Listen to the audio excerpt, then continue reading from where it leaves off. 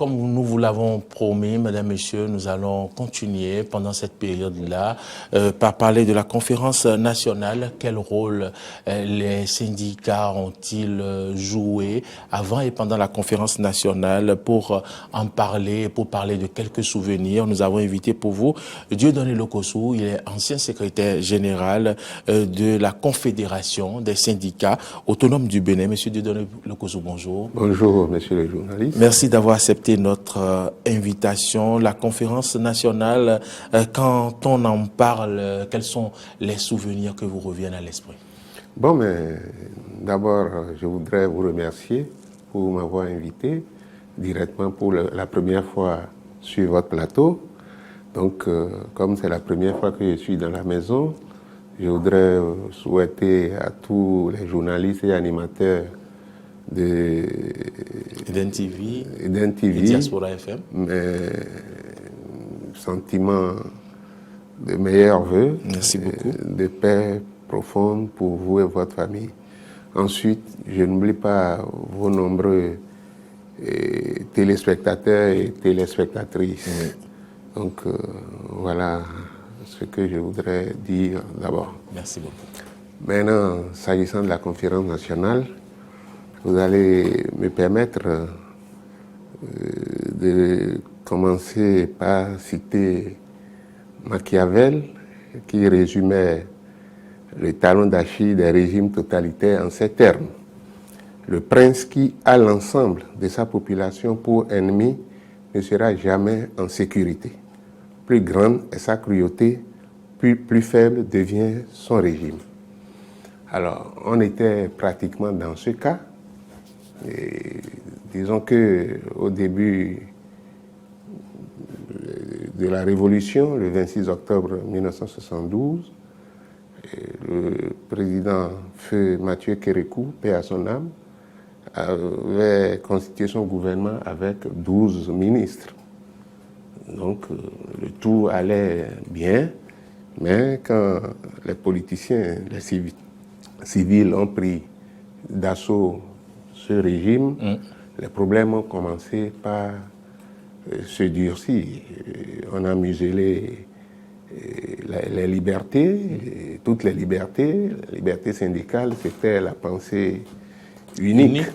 Donc, les travailleurs ont joué un rôle important, non négligeable, parce que le peuple avait faim, et il y avait manque de salaire. Bon, il n'y avait pas beaucoup de presse à l'époque. Moi, personnellement, je n'ai pas suivi, je n'ai pas été à la conférence, mais j'ai suivi. Ne faites pas partie des 493 délégués? Il y avait nos aînés qui étaient là, à Tigbé, et d'autres aînés? Non, j'oublie le nom. Bon, et d'autres aînés qui étaient là, et c'est grâce à l'ORTB, qui était l'unique média assez populaire. C'est par ce canal que nous avons suivi de bout en bout à la conférence. Et il faut rendre hommage à un certain nombre de personnages ou de personnalités. Albert Evoegre, qui a été le grand rapporteur de cette conférence, et Maître Robert Dossou, le président Théodore Olo, et Monseigneur de Souza, qui a joué un très grand rôle. Et sans lui, on n'aurait pas abouti aux résultats auxquels on est arrivé. Donc, moi, je garde de cette conférence un très bon souvenir, parce que ça a mis fin à la souffrance du peuple, et ça nous a conduit droit vers les libertés démocratiques. C'est ça. Donc, on avait parlé de multipartisme intégral. Le syndicat qui était monopolisé par la seule confédération, l'UNSTB, les gens ont commencé par se désaffilier, à commencer par l'université, et professeur Léopold Dossou, paix à son âme aussi, qui a été le premier secrétaire général de la confédération des syndicats autonomes du Bénin. C'est lui qui a été recteur? Non, il n'a pas été recteur. D'accord. Il était professeur d'histoire. D'accord. Donc, je peux oublier d'autres. Donc, la constitution du 11 décembre 1990, c'est l'œuvre d'un groupe d'intellectuels. C'est ça. Et la plus grande personnalité à l'époque qui a piloté le groupe, c'était le professeur Anzo Glélé Maurice. Oui. Donc, je rends hommage à travers votre télévision à toutes ces personnalités. Donc, on avait rétabli le renouveau démocratique, le multipartisme intégral, et la liberté syndicale, la liberté de presse, tout ça là était désormais ouvert. Dieudonné Lokosso, avec la pensée unique, quel rôle pouvait jouer un syndicat en ce moment-là? La pensée unique est destructrice de la démocratie. Et bon, il y avait beaucoup d'espionnage, de suspicion. Bon, alors donc, notre rôle était vraiment de nous battre pour la liberté. Il n'y a rien qui vaille. La liberté, la démocratie, sur tous les plans, c'était nécessaire. Donc, il faut rendre ici aussi hommage aux amis du Parti communiste du Dahomey à l'époque. C'est eux qui ont, à travers leur structure syndicale, ils ont créé des comités de base, des comités de lutte. Donc, et tout ça, toutes ces forces-là regroupées ont conduit à une grande manifestation de protestation en décembre 1989. C'est ça. Donc, le président Kérékou a dû fuir et se réfugier dans une église. C'est ça. Et puis laisser passer les gens. C'est cette manifestation au cours de laquelle les gens ont tenté de lui lancer des pierres, c'est oui, ça? Tout à fait.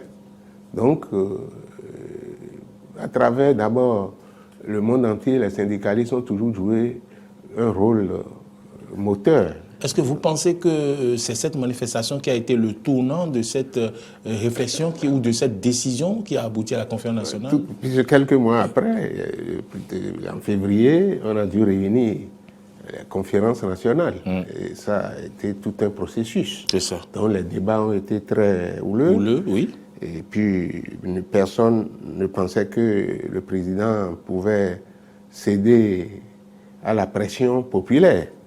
Mais un homme sage, il avait eu la sagesse de Salomon, et il a finalement, contrairement à ce que d'aucuns ont pensé, ou certains de ses collaborateurs s'opposaient, il avait été même dit, c'est une anecdote, qu'on lui avait préparé un discours incendiaire, lui-même avait un autre en poche, et à la grande surprise, il a adhéré à toutes les conclusions de la conférence nationale. Et pendant ça a donc mis fin aux 17 années de régime dictatorial. Tout à fait. De régime dictatorial et marxiste-léniniste, mal maîtrisé. Et bon, donc rien ne vaut la liberté. On a eu comme information également que déjà dès le 19, certains étaient venus dans la salle à l'hôtel PLM à Lejo sur pied de guerre, même d'autres ceux qui étaient militaires avaient leurs armes en poche et tout. Est-ce que vous confirmez ces informations? Oui, je peux confirmer parce qu'il y a un des ténors du système qui avait même dit qu'il ne peut pas appeler les gens pour venir manger et ils vont leur retirer le plat, que ça ne va jamais se passer. Je ne vais pas citer de nom ici, mais c'est des faits réels. Donc c'est pour cela que je dis que Kérékou a été un grand patriote et il mérite une belle place dans l'histoire politique de notre pays. Et aujourd'hui, avec toutes ces luttes, tous ces acquis, 30 ans après, quand vous regardez dans le rétroviseur, est-ce que quand même il y a eu des avancées? Est-ce que nous avons des garanties de pérenniser ces acquis? Bon, je crois que jusqu'en avril 2016, nous avons marché cahin-caha. La démocratie a fonctionné. On a organisé les élections régulièrement. Et puis il y avait la liberté totale. Donc aujourd'hui, moi je regrette beaucoup de choses. Vous regrettez quoi? Non, je regrette que on est aujourd'hui, on soit dans un système entièrement verrouillé. Et vous ne pouvez C'est-à-dire? Mais vous ne pouvez pas, vous-même vous êtes de la presse, vous êtes un citoyen, vous écoutez, à moins que vous fassiez comme les autres. Mais ici, bon, peut-être votre station, radio, machin, vous donnez la parole, je vous suis beaucoup, vous donnez la parole à tout le monde pour équilibrer l'information. Donc, aujourd'hui, c'est comme si les syndicats sont morts. Oui. Vous n'entendez plus de bruit et on pense qu'on a gagné et que c'est la victoire. Non. Moi, je trouve que c'est peut-être un silence hypocrite. Et puis, alors, la démocratie qui affame n'est plus une démocratie. Donc, c'est un silence flatteur, mais quand les gens seront fatigués, vous allez voir, on ne souhaite pas ce qu'on ne souhaite pas. Mais, comme on le dit, comme aime le dit bien Soglo, gouverner, c'est prévoir. Alors, vous avez vu tout ce qui se passe autour de nous, parce que les gens ont faim, ils sont la quête de la liberté, la démocratie. Donc la démocratie n'est pas un acquis définitif, il faut se battre. À partir du moment où les gens sont dans un étau, on est en train de glisser doucement vers le système PAPB, où c'est la pensée unique. Vous savez, dans le pays. Est-ce que vous avez suivi le chef de l'État avec le débat qu'il a eu à faire hier? Non, moi c'est rare que vous suivez. Je suive. Un mot pour finir sur l'hôtel PLM Alédio, ce que l'hôtel est devenu. Oh, mais ça, c'est devenu un lieu des serpents, des rats, des margouillards. Le chef de l'État a promis que l'hôtel sera réhabilité. C'est bon, c'est un grand bâtisseur. J'espère qu'il va tenir parole. Mais seulement que les travailleurs, même s'ils se taisent, ils boudent. Monsieur Dieudonné Lokossou, votre mot de fin? Non, je vous remercie pour avoir eu le courage d'amener un type comme moi sur votre plateau. Vous avez pris un grand risque.